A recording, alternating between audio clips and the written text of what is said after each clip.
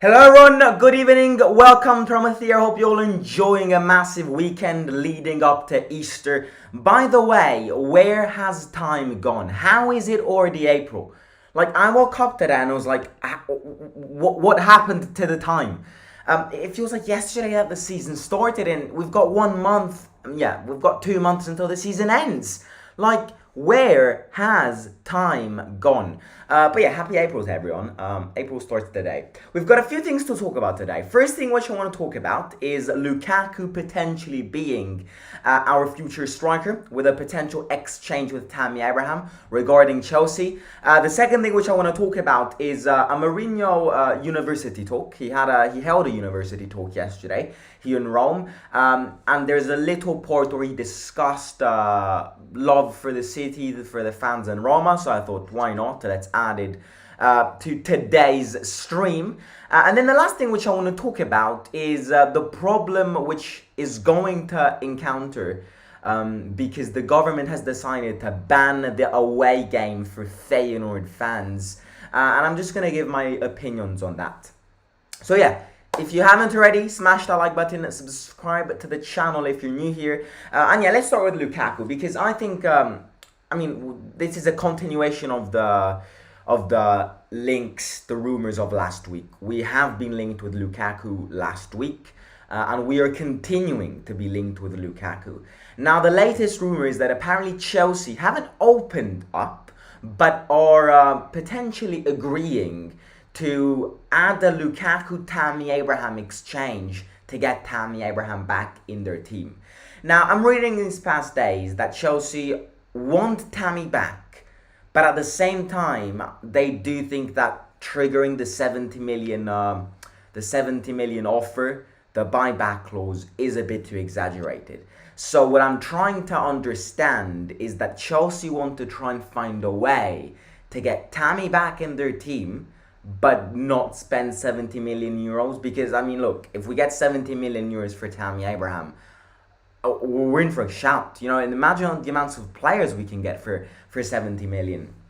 So what I'm think is happening is that Chelsea don't want to spend that amount of money, and therefore they have to try and come up with a plan B which Roma is going to accept, because the plan A is a plan which the two teams have agreed on when Tammy Abraham joined Roma. And I think the plan A is a plan which would benefit Roma massively when it comes to financial benefits and all of that. But if they don't want to follow the plan A, I do think the plan B has to be a juicy plan, because otherwise there's no chance Roma will accept it. And Roma are interested in Romelu Lukaku. And Chelsea could use it as a swap deal plus some money. Look, the first thing which I'll say is that I don't think Tammy and a Lukaku swap, I don't think that's it. Because I personally feel as if Lukaku has gone through a massive downgrade. He played phenomenally when Inter won the league in 2020. It was the COVID year. But then at Chelsea, he was bang average. This season, he was bang average. And I know Tammy Abraham this season has been bang average too. But Tammy is also younger than Big Rom. So I think, and I hope I wouldn't be saying something mad here, I actually think Abraham's value is higher than Lukaku's value right now. You know what? Let's actually check this. Let's go on Transfer Market. Now, I know Transfer Market do estimate the values, but look, Lukaku, according to Transfer Market, is worth, because Lukaku's 29, and according to Transfer Market, he's worth 40 million euros. And Abraham, according to Transfer Market, who is 25 years old, so 4 years younger, is worth 45 million. So you see, I think Transfer Market agree with me here. I think Tammy has a higher value than Lukaku as things stand. And I think, look, because Lukaku's not living a great moment. So the big fear here is, are we in for something which would benefit our team? Or is this another trap we don't want to fall in? Because it's a situation which could change either way. Because if we give Tammy to Chelsea and we get Lukaku, who is playing like this, then I'll be dead ass here. I'd rather keep Tammy. If we give Tammy Abraham to Chelsea and Lukaku comes to Roma and returns in his prime, we're in for a massive shout. Because I don't think the because Lukaku's got big question marks. That's what I'm trying to say is, Lukaku's got big question marks. I personally have this vision of if Lukaku joins Roma, I actually think he'll smash it. Because of the way we play, I think Lukaku benefits from the way we play. I think the way we play strictly imposes our strikers to score less goals. And it's one of the reasons why Tammy Abraham hasn't scored many goals this season, is because we don't play attacking football. So you need a striker. If next year's plan is to continue like this, so with these same tactics, then we need to try and get a striker who obviously bags the goals but makes physique the most important thing. Because look at where Tammy Abraham is playing right now. Tammy's a striker for 70% of football games this season. He's turned into a creative midfielder. And that's one of the reasons why he hasn't scored many goals. Because his position has been completely revolutionized by the way we play. So we need to try and get a striker who bags the goals, but is also one of those strikers which uses physique to make the entire team go forward. And that is something which Tammy cannot do. So I think the most important thing to understand before actually, spending money on a striker is what our tactical plans for these future years. Because if our tactical plans are playing like we played this year, then I think Tammy Abraham will never score as many goals as he did in the first year. And therefore, we should opt for a more physical, but at the same time who bags the goals type of striker. If next season we change formation, let's say we have a successful transfer market and we change the way we play, meaning we play with wingers and kind of turn our football into attacking football, I'll be the first one to say, keep Tammy Abraham and don't bother getting a striker.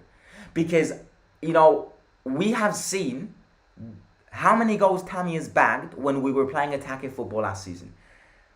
I definitely think one of the biggest reasons of why Tammy is playing bad this season, that there are two main reasons. One, because he's not the same player, and two, because we've changed the way we play, and we play more defensive football. If we switch back to attacking football and offensive football, then I personally think Tammy's the best pick to have, and we should keep him. Because we've seen what Tammy can do if we have someone like Mkhitaryan added next to Dybala, or maybe start playing with wingers. So I think it depends, and it depends on the formation. But therefore, at the same time, depending on our formation, the transfer market also needs to depend upon that. So I think it's very early to start speaking about new players. What I'm trying to say here is, if we're in for a swap deal, I think Chelsea owe us some money too. Because let's not forget, they had a 70 million buyback clause. So I personally think if they get Tammy back and we get Lukaku, they have to give us some money. Because I think the two values right now don't correspond well to each other. So yeah, that's what I'll say on Lukaku. I think it's early.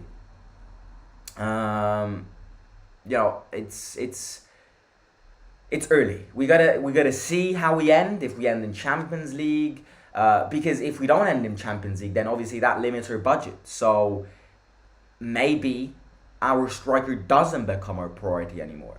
So there are a lot of variables, and I think these variables. I mean, look, there's not a long time to go until the end of the season. Yeah, no, pretty emotional. Season is basically already over. No, don't say that, because it's not. We've got a big part coming up.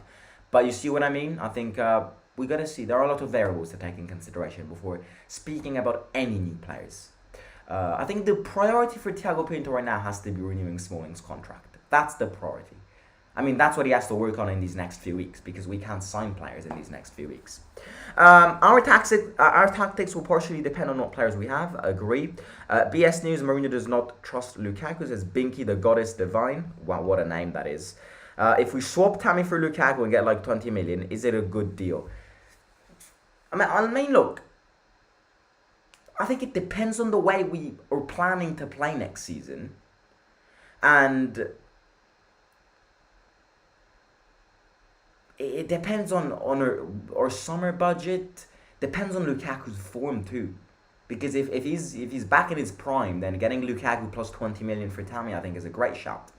But Lukaku isn't playing well. I mean, look, Inter are playing right now. Lukaku devoured like 29 goals tonight, so he's definitely not living a great moment. But so is Tammy. So I think both these two players are two players which need changes next season. Right, let's move on to. I'm going to read you what Mourinho said in a university talk yesterday.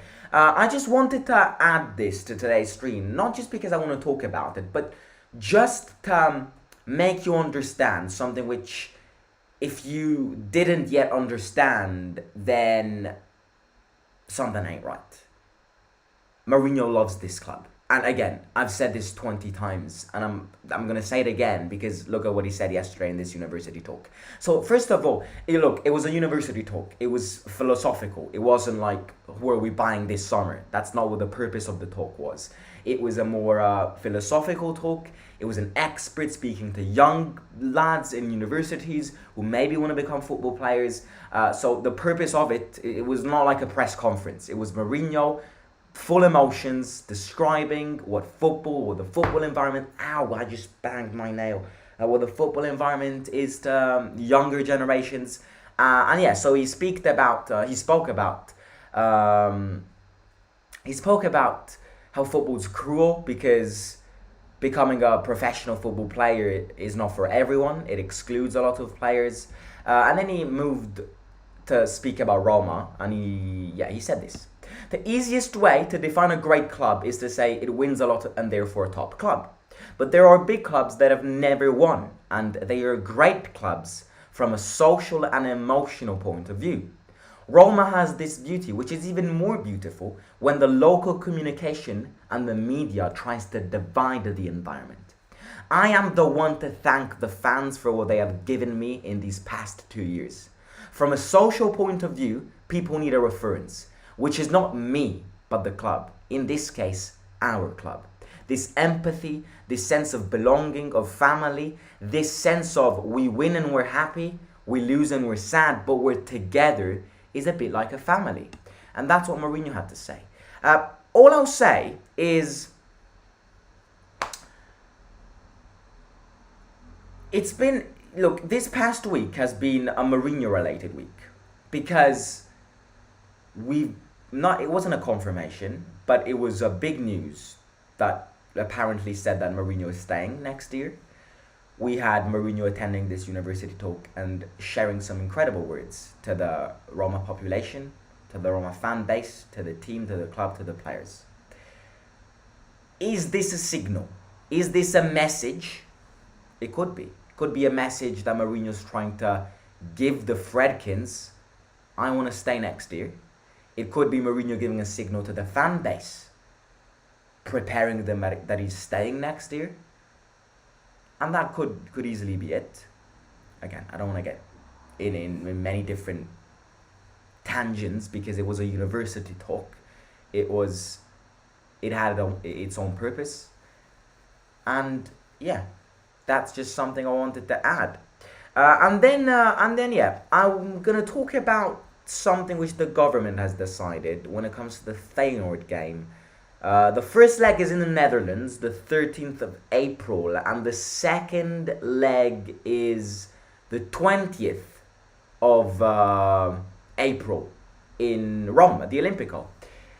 And the government has decided to ban the away game for Feyenoord fans.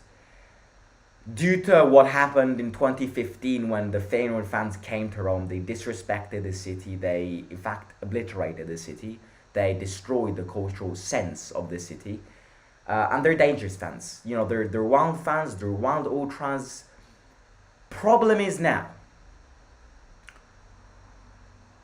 it's, on the one hand, it's a good thing that they banned the away end because they're not going to destroy the city. But realistically speaking, the negative thing here is they're still going to come to Rome.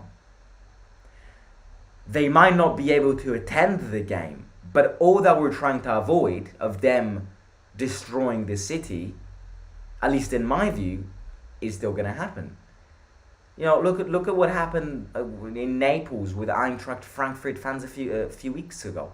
They banned the away game for Eintracht Frankfurt fans, and double the amount of the Eintracht Frankfurt fans came to Italy and destroyed Naples because of a sense of resentment, because of a sense of revenge.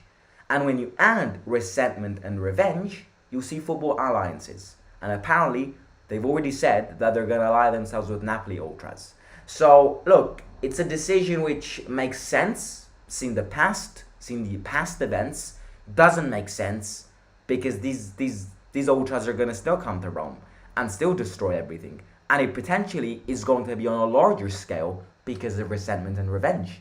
So, I just think it would have been better to not allow it, to keep it going, because I think we're in for a show, a negative show, a bad show, because I think it's going to be bad. It's going to be very, very bad.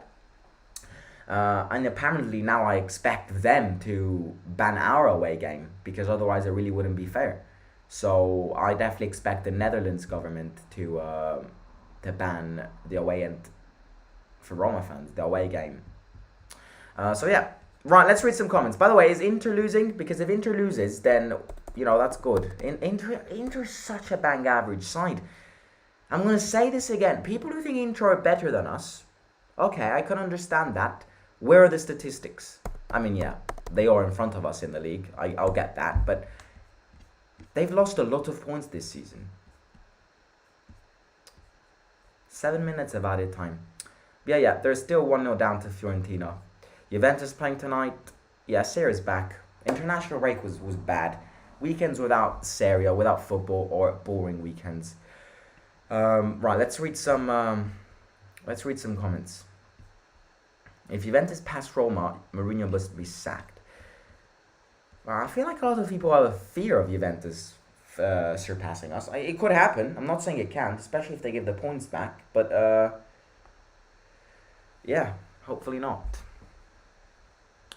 I love Tammy, but if he's healthy, I take Lukaku over Tammy. More proven over a longer time, especially if we can get Lukaku. I fully agree on that. That's what I'm saying. I think the Lukaku deal I wouldn't exclude, because I think Lukaku can still get back to where he was in 2020.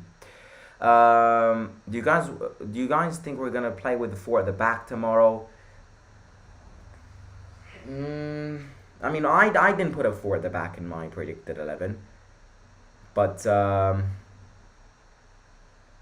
it could happen. It could. Brandon Victor Dixon says, that's what I'm thinking. 4-2-3-1. Spina, Smalling, Llorente, Zalewski, Matic, Gini, El Chapelle. Same exact players as I picked. Yeah, I agree on that. I agree on that too. I don't want to see Chilik in defense. I really don't.